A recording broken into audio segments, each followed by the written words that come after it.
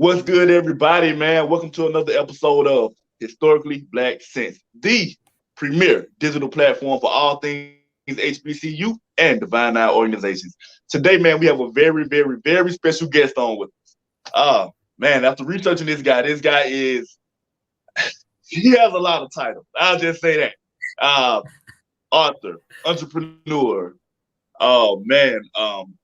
just an all-around businessman, I will say. But let me get this correct. The Chief Marketing Officer of Moolah Mobile and Moolah Wireless, a philanthropist, an author of Pledging for Success. Man, I looked at your bio and I saw a whole lot too. I said with Broderick Injury Law, profights.com. We're gonna get into all of that. Profights, let's go. Exactly. But without further ado, Mr. Eric Lee Usher, man. Thank you for joining us today. Oh man, that was beautiful. I appreciate the sentiment. I really do. Yeah, definitely. You are a busy man. And I know that, sometimes to step away from such a busy life, it can be kind of hard, but we reached out to you and you didn't hesitate to say, hey, I'll come on. So we definitely appreciate that over here at Historically Black Sense. It was automatic. Anybody that's a profile, we automatically get that extension. So it's all love, especially we put in the same agenda, talking to the same audience. It's beautiful what you guys are doing. So I'm glad you reached out for real. Oh man, we appreciate it. So although I did just introduce you, I tell every guest this. I want you to introduce yourself to the audience the way that you will want to be introduced. Because I can introduce you one way, but everybody has so many different titles, and I want you to introduce yourself the way that you want the audience to get to know you first. I ain't gonna lie, DC. That was a good intro. I can't top that. Another one. That was a good intro. But no. Okay, cool. Quickly, my name is Eric Lee Usher, member of Kappa Alpha Psi Frternity Incorporated. I'm a founder of ProFights app, chief marketing officer of Moolah Mobile, Moolah Wireless. There's a lot to discuss, but the overall kind of objective of who I am, I'm kind of like the giver, the supporter, the educator, the teacher, the mentor. I have taken the time to invest in myself and learn a lot about different topics that I've been able to leverage and use in my business experience. And I've had a lot of failure. Oh my gosh. And it's those failures that really allowed me to feel confident to even get on with you. Because, a lot of us suffer from a lot of imposter syndrome a lot of times when we're being asked to do things to the public. And, it's expected. But I've been able to combat that by really just understanding what my niche is and what my message is and getting really clear on that. So now that I'm clear on that, I'm able to really share that. So that's kind of who I am in a nutshell. Okay, cool. Now, something that stood out to me, in reading your bio and doing a little research of my own, I want to take you back a little bit. At the age of 21, you became one of the top producing insurance agents of an independent agency throughout Georgia, Texas, and Louisiana. Yes. Now, we've all been to college, we've all grown, we've all evolved. But we all know how time can be as well when it comes to age, when it comes to that time frame from graduating college to get to your 20s. A lot of people, you're still in, most people are still in college, some are out. It all depends. At such a young age, how did you do that? Were you still in college at the time? I was going to Clayton State University at the time. And I was skipping philosophy. And one of my boys, James Duvall, DJ James Duvall, now happy for that. And we went to American Deli and he was just telling me, man, my pops is doing this insurance thing. It's really working out. It's a good, I was like, well, hold on. Can I talk to your pops? So I was like, hey, I saw an opportunity and I immediately seized it. I said, let me speak to your pops. And I spoke to the dad and I said, can I tell you, can I follow you for a day? So I just, skipped class and I followed his dad for a day. We went to Augusta, went around, had some appointments and clients, and he closed some deals and he made some money right there. And I was like, oh, I could do this. Wow. So yeah, that's kind of how it started. And then it kind of just transitioned from there. Okay. So you continue to do this do it throughout college as well. Then you had to become one of the top agents. No, actually, no. So it was a big sacrifice. So I did it through school. It was a very simple program. So it was right around the spring break that I was able to kind of sacrifice my spring break to say, let me go to the training. So I went to the week-long training and became a sub-agent. And the sub-agent is pretty much where you put your license under another agent. And because I was young, new, fresh in the game, I didn't really know. And at that time, that was during the Medicare Part C, where the government just issued a new plan for people to just sign up. And then the government was moving everybody from the government to the insurance companies. So it was the Wild Wild West for the insurance agencies, because the government was saying, here's the money, please sign our people up. Just take them away from you guys, do it a lot better. So I was fortunate to have that opportunity, and then meet that. And then I kind of just worked my way up, went through training, and I became successful pretty quickly in that. And I had a choice. Either I continue school or I moved to another state and opened my own brokerage.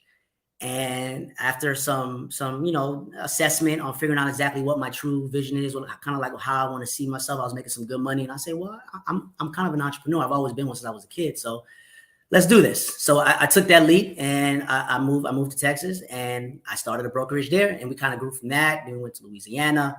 And then that was like it was tough because it blew up. Just like we were growing so fast that it just blew up, and it just was kind of like a hard time to adjust. But that's when I made that transition from entrepreneurship, which is to corporate, because of that. So I was able to have success, untreated, being the youngest guy in the company. Boom, it blew up. We're infighting. You did this with the money. You mismanaged. Blah, blah, blah, blah. And all black men too, by the way. So that was love. And one of my fraternity brothers, my LB actually was like, nah, bro, let's get you in corporate America so you can have some more stability. Wow. Well, the first thing is that is a major leap. And on a light note, sometimes, I guess skipping spring break can be good. I don't think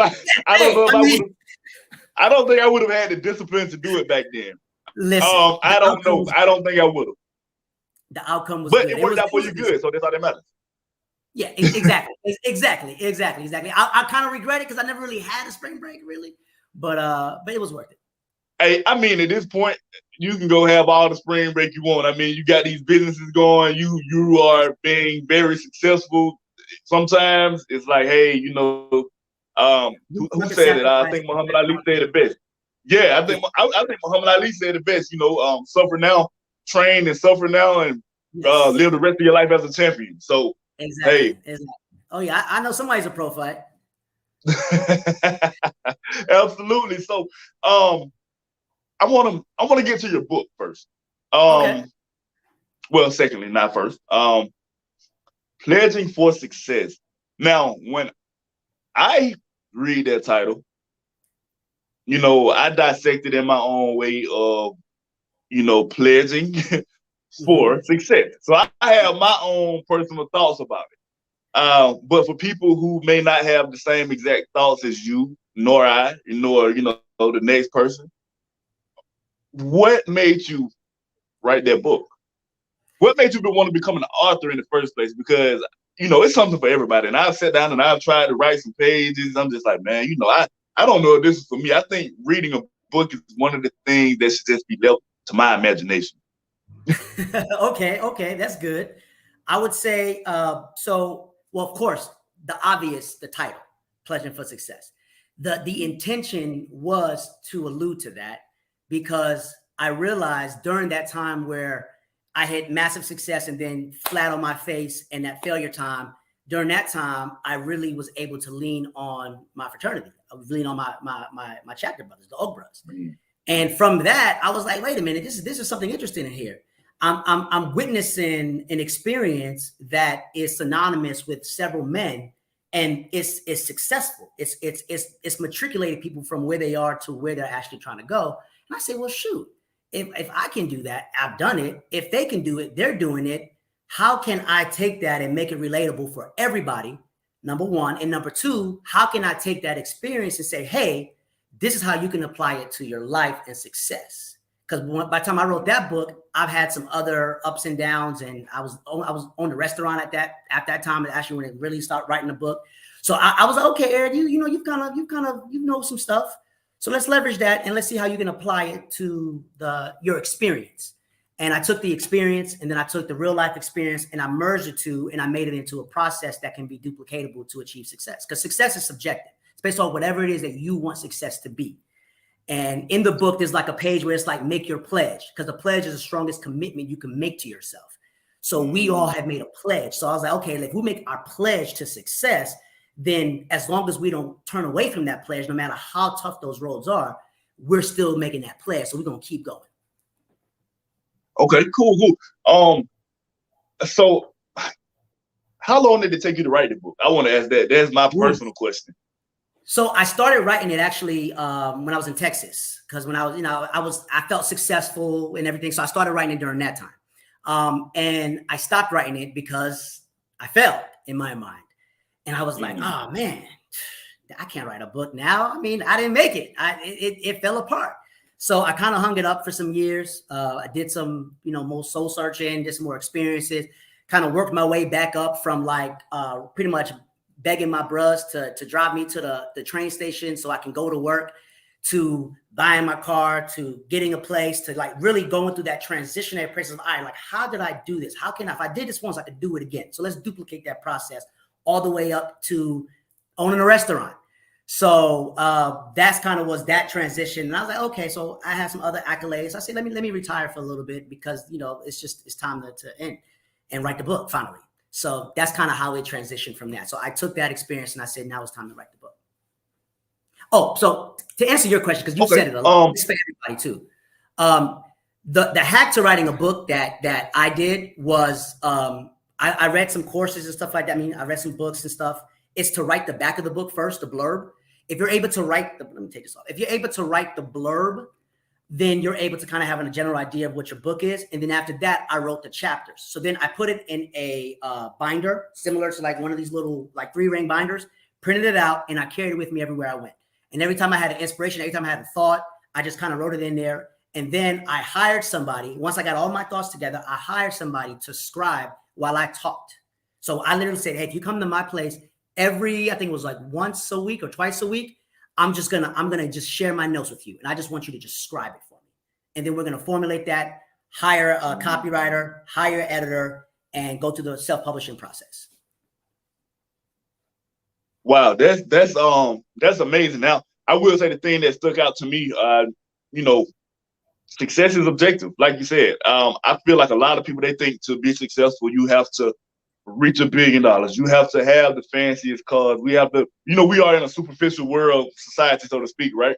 But I feel like those set goals that you set for yourself, if you can obtain those or hire, whatever you decide to set, you are successful in what you want to do with your own life. And I feel like that's great that you actually wrote that book, because a lot of people, they need to know that. They need to know that. They need to get out of the superficial thing of just thinking like that's the only way, the only picture of success, because it's not. It's not. You can be successful in your own right and be very content with what you do and still continue to elevate and be very, very comfortable and successful. So yeah, everybody go get that. Go cop that. Pledging for Success. Oh, that's actually, look above me. That's actually the book right there. That's the second edition. Okay, right. Yeah. Dope. That's dope. That's dope. Okay, so moving right along. Kappa Alpha Psi Frternity Incorporated. Yo. All right, I'm gonna ask you like I ask everybody else. Let's go. Well, the first thing, it's a two-part question. The first part is, at what point did you decide that, hey, I want to be a member of this great fraternity? Secondly, did you choose Kappa Alpha Psi or did Kappa Alpha Psi choose you? And it's crazy that I asked that. I used to think that people would always have the same answer of like, nah, it chose me. But so many people, they have different answers. So now I ask it all the time. Did you choose Kappa Alpha Psi or did Kappa choose you? That's actually a very fair question. So to answer the first question, I went to Albany State my freshman year, and I really got the HBCU experience. And I remember, it probably was like the first semester the Kappas came out. They just got back on the yard, and the probate was just insane. And I've never seen anything like that. I was like, oh, what the heck is this? So it just really just shook me. I was like, oh, and all the energy, all the they were just coordinated. It was just so much passion that was expressed. And I was like, okay, this is interesting. All right, this is different. So this is what college is.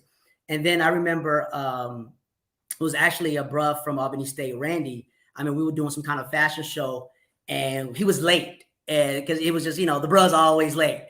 And it's like when he walked in the room, it's like everybody's like, oh, here goes Randy and stuff like that. And the way everybody kind of just shifted their energy towards that persona. And I was like, what's that? And then I started noticing that same persona in other members. I was like, oh, that's interesting. Okay. So I kind of had like that respect for the bros. I was like, all right, I see my persona emulating that. So then I attempted to drop out, and my parents was like, nah, bro, you listen, you just a freshman. Wait till you at least get junior year before you make that decision. So they enrolled me in Clayton State. And against my decision, because I was like, no, I'm doing entrepreneurship. But they enrolled me in Clayton State. Thank God they did. And there were no bros on the yard. It was just some Sigmas, the Deltas, and the Alphas. So it was a very, very small campus, but they were all cool. They were all intimate. And I actually didn't know about the interest meeting. I forgot. I didn't know. So one of my boys was like, yo, man, we went to the interest meeting. You should go. I was like, no, you should get down with this. I was like, oh, when is that happening? Oh, we got to make a decision like now. I was like, oh, okay. Oh, that's interesting. I was like, well, how does this work? Because there's no bros on the yard. He's like, well, you got to meet with the alumni. So I met with the alumni, and I had the GPA. At that time, I had the 3.8, something like that. So I was like, oh, you Mr. Smarty Pants. So I made it happen. It was kind of a situation where he was like, so listen, this is who we are. This is what we're trying to do. And I was like, I already know who y'all are. I didn't know it was even available because there was no bros in the yard. But you telling me I get to be a charter member? Sign me up. I'll figure it out. And I became the charter member of the Omicron Omega chapter, along with 6 other men. And I was the first Hallmark, first president. So, and that just changed my life ever since. Okay, dope. And like I say, that's why I asked that question, because people have so many different answers, and it's never just the, I guess, cliche answer that I thought it would be from the jump. But to be a charter member, that's definitely dope. That's definitely dope. I think that's a great asset to your story, I will say. Oh, yeah, it feels good. So, what did you major in? And also, well, okay, what did you major in? I'll come back to that. Communication. Okay. So going to Albany State, your first year, leaving there, and transitioning to Clayton State, was that a major transition? And what were the two different, I guess, if you had to compare and contrast the two, what would be the comparisons, as well as anything that I guess would be a contrast of those two? What did you learn at Albany State that you didn't learn at Clayton? What did you learn at Clayton that you didn't learn at Albany? Whether inside the classroom or outside of the classroom. Oh my, listen. So HBCU and PWI, night and day. The fortunate part about yeah, night and day. I was very fortunate enough to be really involved in my freshman year at Albany State, because I did the student enrollment where I got to work for the theater department, because at Albany State I was a theater major. And I got to really be involved in the theaters, which means I got to know all like the people that was in charge of the activity planning.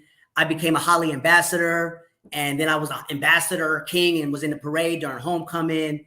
I really got to enjoy the HBCU culture. I was giving tours around campus to all the visiting families and stuff that was showing up and stuff. And it was just different. Like the family, it's like it was a family. Like it was like you all went to school with each other. Like we all went to school with each other. We played pranks on each other. We had beef.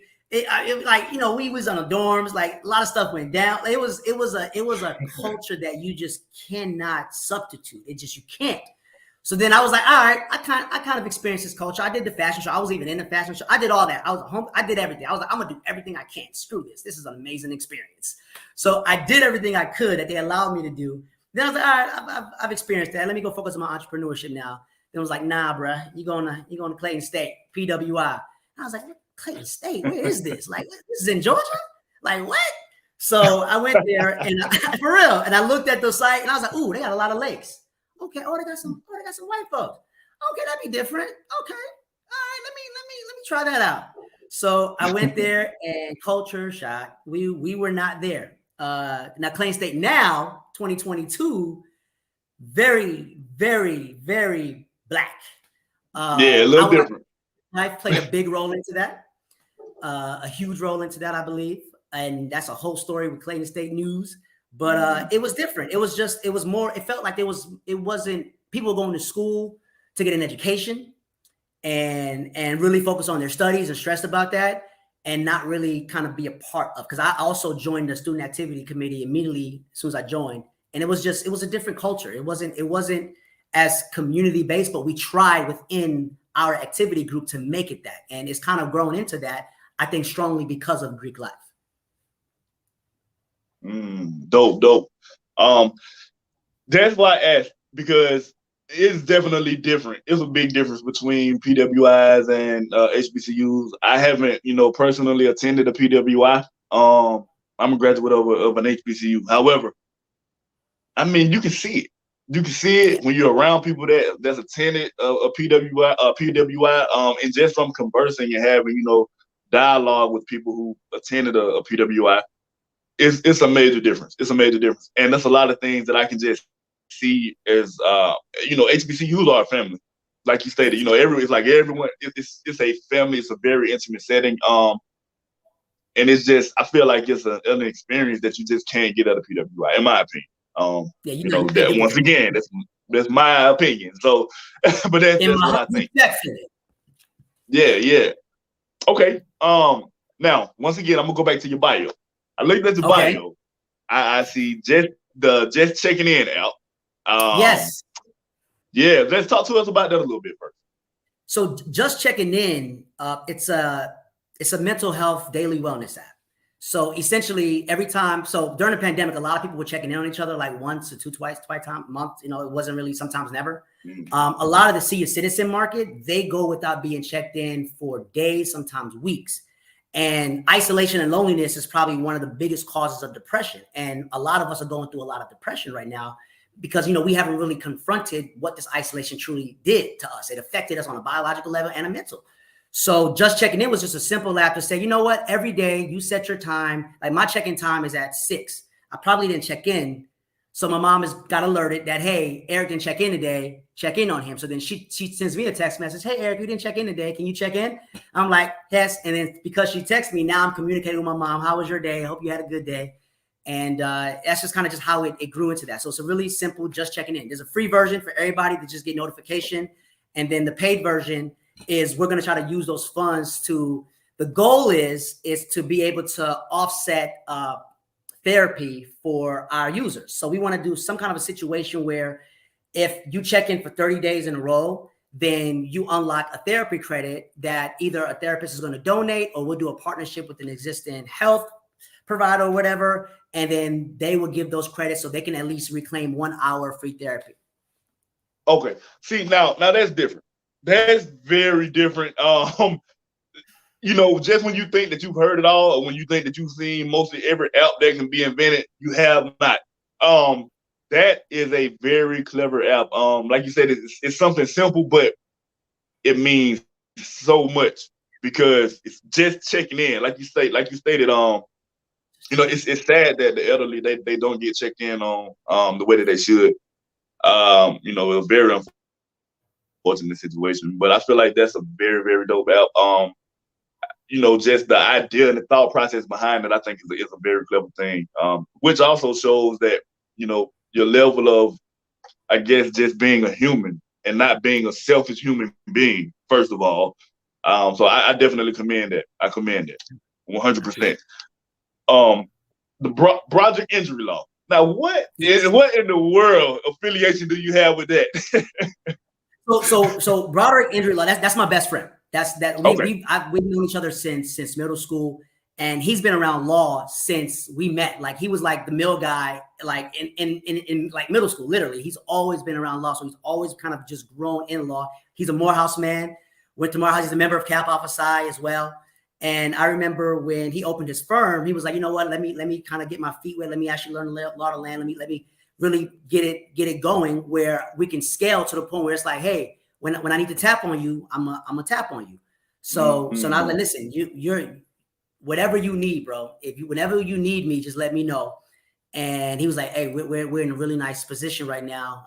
It'd be great if we can just do this together. And I was like, bro, whatever, let's go. So we just kind of joined forces, and I just help as best as I can, and it's a synergistic situation. So yeah, based out of now. What you just said, that's about to take me to I said we're gonna keep it around 30 minutes, so I'm gonna try my best to do that. That's gonna take me to the profights.com, because after reading about, reading about what it means, the purpose of the app, it kind of intertwines with what you just said. Exactly. What I know, but for the sake of me interviewing you, tell the people about that. Where did profights.com, what did that app come from? What does it mean? What's the purpose of it? What was the brain power behind it? So profights.com launched in 2012. So this is actually our 10-year anniversary, and we went through many different iterations. So the concept of getting Divine Nine members online has been done several times, like Divine Nine Online, right? He's actually abroad, and he does a lot of D9 excursions every year, like some of the best destinations and stuff like that. He's been able to pivot that into a really viable business. So with the Profights app, I was able to jump into tech and really learn tech and understand tech. And I got burned by several developers. I have one of the top developers in the country actually as a partner that's kind of directing me and leading me through understanding tech. And I realized that, oh, shoot, guys, we can leverage tech to really do some damage in this community, because if you really analyze the Divine Nine members on an individual front, they're doing damage, like really good. They're like that good work. Like they're getting legislation passed. Like they're getting appointed in offices. They're executives and boards. Like Divine Nine members are really making an impact in the community. And one of the biggest catalysts to that is the active members. The members that are active, that are paying their annual dues, they're funneling and funding that initiative for our presidents to go out there and do that good stuff in the communities, especially on the local level and national level. So it was like, well, why are we not together? Why don't we have our own situation? Like we have our own conversation. Like I can have 5 different conversations with you right now. And if you're not D9, you're not going to understand what you and I are talking about. And we're in 2 different organizations. Right. So we have that bond that's there. So it's like, let's leverage that bond. Let's honor our founders. Let's leverage technology, and let's get on a platform that's for us, by us, that's intended for us to scale and grow and build that group economics, which we call Divine Nine economics. Wow. That's something, it was very interesting. That was very interesting when I was actually, when I was reading about it, just reading how the app works and the purpose of the app, because we do have a lot within our own community. We have a lot of resources that's right there. We just need the dots connected, which is another reason why, we have this particular platform that we're on, talking to each other on right now. It's because, hey, we connecting what you do to the audience, and, vice versa. Even myself, I'm learning some things, hey, it's a lot of things you have going on. I might need to reach out about. But let's do it. Yeah, it's definitely, it's so much. It's so much right there in our community, and it's crazy that we're all D9, and granted, you might be founded on different principles, and you might have different mottos and things of that nature. However, I mean, let's be real. We all for the common good. We all are supposed to be for the common good. So hey, why not reach out to this person who's a part of this this organization or this organization that's not yours? At the end of the day, man, we all are there to help each other, and I feel like that's a great central location and a great melting pot for Divine Nine organization members to come through, network, reach out, and do what they need to do, and it's like right there. I think that's a great idea. I thought that was the one. I'm gonna be honest with you. I like the checking in out. That's dope. But I like the the Profights is the one. Like that's I mean, especially how we're doing it and how we're building Divine Nine economics. Like we're leveraging technology, which we built the app. It's available now, iOS and Android. It's a free account for Divine Nine members, but we have a premium account also because it's a business model to fund everything. And then we even allow supporters to get on there. So if you're a Divine Nine supporter and you want to get access to us, that's a paid account though, because that paid account is going to help fuel our Divine Nine economics. But for the members, it's free, but you got to get verified. That's the thing. We have a very KYC that's built into the app where if you get verified, you get a check mark on your profile so you can know that you're actually a verified member. I love that. I love that. That blue check, man. You need that blue check sometimes for a lot of different reasons and status, but you really need it. You really need it. But but yeah, like I said, 30 minutes. I'm gonna hold myself to that. I'm a little bit over right now, but I'm gonna hold myself to that. But it's good. Listen, we can go as long as you want. It's on you. I'm honored to have this conversation with somebody that cares. This is beautiful. Oh man, absolutely. So for anyone who wants to, I guess, just hop into any of the industries that you have going on, whether it's if they want to hop in and they may want to write a book off of their experience of trying to become a successful entrepreneur, a person who wants to hop into entrepreneurship, and that's a whole another ball game that people really don't understand.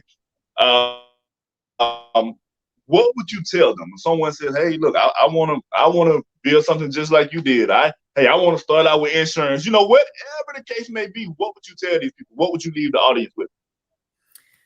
Ooh, I wish we had more time. The first thing I would say, because I'm trying to be as impactful as possible. Well, it's going to sound cliche. It's because that's the thing about information. It's like it's repeated over and over and over again. And you kind of already know what you want to do. You kind of already know what you kind of have to do because we have so much information that's just there. A lot of times we're waiting for somebody to kind of spoon feed that to us.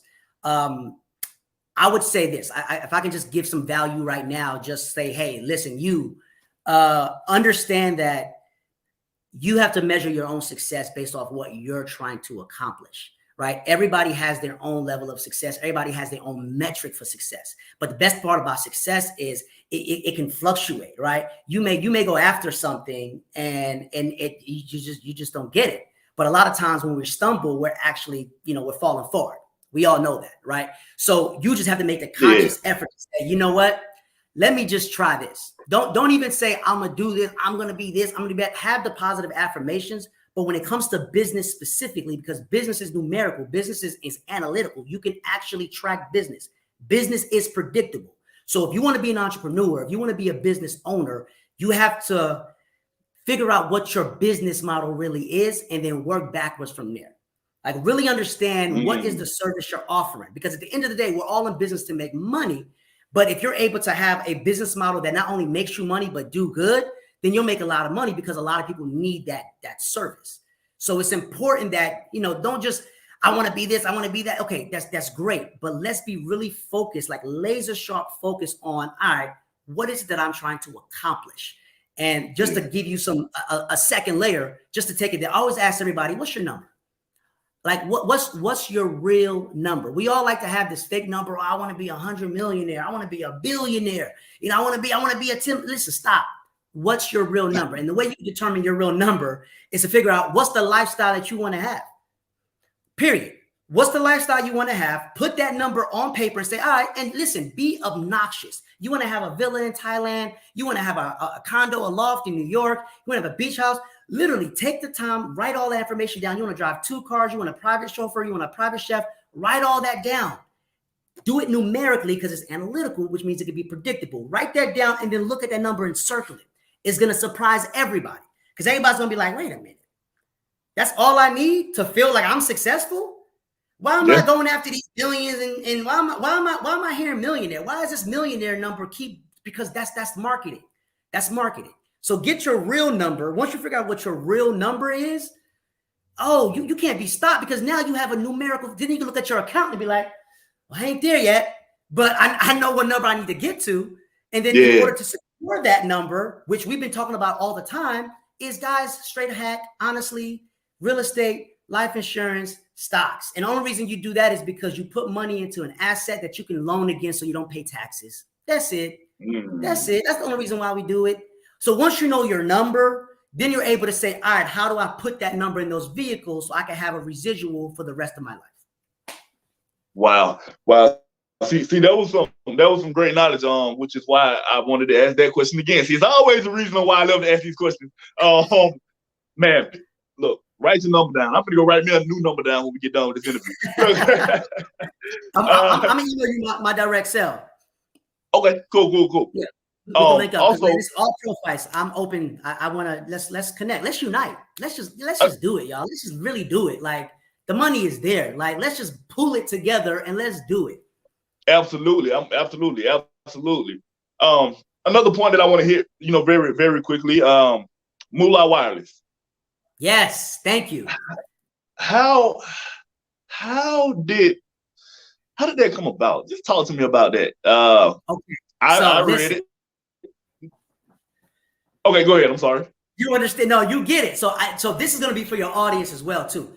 So Moolah Wireless. I'm the CMO for Moolah Wireless. CEO is Vernell Woods. Go to moolahwireless.com. We have TI as a partner. Like, it's one of those things where we able to give tablets to Morris Brown, Payne College. We're going down to Alabama in November. Like, if you are a Pell Grant student, listen, students, if you are a Pell Grant student, go to moolahwireless.com and apply for a tablet that we give you for free that the government pays us to give you. It's that simple. It's a free tablet with 12 months of service. The government, so the ACP program, the Affordable Connectivity Program, was passed by Biden, which pretty much says they're going to allocate an X amount of dollars for people that are on all government programs, food stamps, student lunch, Pell Grants, veterans, tribal lands, like you name it. If you're on a government program, you can apply to get a Moolah Wireless tablet and we'll ship it to you at no cost. You never have to pay a monthly bill. And then the best part about that is we added Moolah Mobile to the tablet, which means you're able to actually earn money from just having the tablet that you can redeem for gift cards, buying a marketplace, donate to your school, your church. It's a built-in ecosystem, Black owned. This dude Vernell Woods is a beast. Georgia Tech presidential scholar. Like, his resume is insane. So that, like, we really need to, like, let's go. No, that's dope. And I feel like that's the clip that we're gonna put out on this interview first, because people need to know that, man. There's so many resources that's available. And even back when we were in college, it was a lot. But a lot of times people don't put it out there, and a lot of times people don't research. But once again, I'm glad that we have this platform so we can put it on the forefront. Like, hey, look, it's no tricks and gimmicks. This is what it is. Yeah, this is what it is. And where in Alabama are y'all going? So we're going to the classics. So we're actually we're going to the classics. Okay. November 12th is where we're going. I'm a graduate of Alabama State. I know. So we're going to have a booth. So you got to come by to the booth and stuff, because we're going to be giving away tablets. We're just going to be giving away. Dope. We got about 10,000. I like that. Right now. So it's a first come, first serve, and then we got about 20,000 coming afterwards, and then 100,000. So the more the demand, the more we order, and then we just get it to the community. Dope, man. Y'all heard that. All right. Get your tablets. Get your tablets. Moolah Wireless. Let's go. Absolutely. I did want to touch on that, because I did read that in your bio as well. And I was like, okay, this man has so many hats. I was like, Moolah Wireless. And I've heard of it. I actually saw my first introduction of that was, I want to say it was on the news. I saw it, the news, or it could have been social. Yeah. And I saw it was giving the tablets away. Yeah. And I see some on the news, and it catch my attention sometimes, because I don't really watch it like that because it's so depressing. But but that caught my attention, and that was my first introduction of it. But it's good to actually hear someone who's on the inside to get a different view, and someone just an inside inside, I guess, some inside dialogue on it. So yeah, absolutely, man. And it looked like us, because we're really like one of two that's only Black owned that's actually doing this, because there's other companies that distribute the tablets. We just own the tablets, we own the software, and we have the contract directly with the federal government. So we're the first to do that. So it's real good to do it. It feels really good to do it. That's amazing. That's amazing, man. That's definitely amazing. So like I said, man, I appreciate you for coming on and just taking time out of your day to come on and spread some knowledge to the audience and drop some gems and some jewels. I'm pretty sure the audience would get a lot out of this interview. Man, I appreciate it, man. Definitely. If y'all want to link with me, go to Eric Lee Usher at my Instagram, ericleeusher.com. All the other links to the Profites app, to the Moolah, to just checking in is all there as well. So, yeah. There you have it. DC, so man, there's nothing else that Mr. Eric Lee Usher wants to say, man. We're going to get up out of here. Hey, man, salute. I appreciate you, sir. Hey, thank you, man. Thank y'all for tuning in to another episode of Historically Black Sense, man, the premier digital platform for all things HBCU and D9 organizations. We out of here. We'll see you next time.